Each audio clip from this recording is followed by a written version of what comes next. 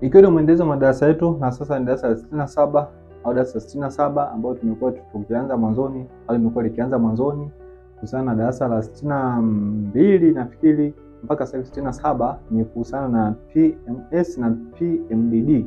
Ni premenstrual syndrome na premenstrual dysphoric disorder. Yaani mabadiliko ambayo mwanamke amekuwa akionyesha siku chache kuelekea katika hedhi, lakini baada ya kufika hedhi amekuwa akiisha au akifungua moja kwa moja, lakini hapoanza hizi nyingine au siku chache kuelekea hedhi nyingine mabadiliko yamekuwa yakijitokeza. Sasa darasa 67 watu wanazungumzia mabadiliko ya huzuni na kukosa usingizi.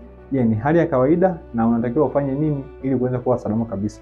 Sasa mabadiliko ya usingizi na huzuni wakati ambapo mwanamke anakuwa katika hedhi ni hali yanayoelekea katika hedhi. Ni mabadiliko ya kawaida ambayo hapaswi kushtuka, ila anapokuwa kwa kiwango kikubwa na kumpelekea mwanamke siku zote hizo kukosa usingizi au kuwa na huzuni ambayo inaweza kumpelekea akashindwa kupata furaha au akashindwa kuitengeneza furaha na kuwa mwenye huzuni siku zote, ni basi lazima uchukue hatua, kwa sababu wewe utakuwa haupo sawa. Na hapa huduma mbalimbali zinaweza zikafanyika, ikiwemo kupata ushauri na kuweza kuelewa homoni zako zinazofanya kazi au mwili ambao unafanya kazi.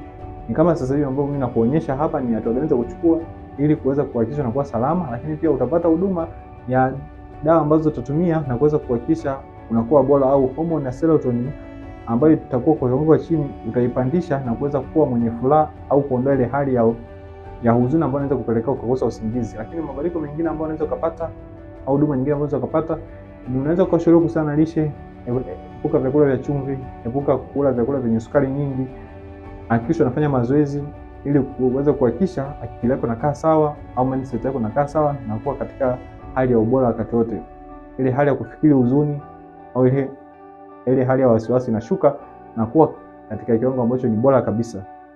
Kwa hiyo usingizi na huzuni ni hali ya kawaida, lakini inapokuwa too much huweza kupelekea kushindwa kufanya mambo mbalimbali ambayo yanahusiana na afya yako, lakini afya ya jamii, lakini mambo yote ambayo yanahusiana na utendaji kazi wa kila siku ambao binadamu anatakiwa kufanya, ili kutimiza ndoto zake au majukumu ambayo anatakiwa kufanya, na wewe hawezi kufanya kwa na hali ambayo unapitia.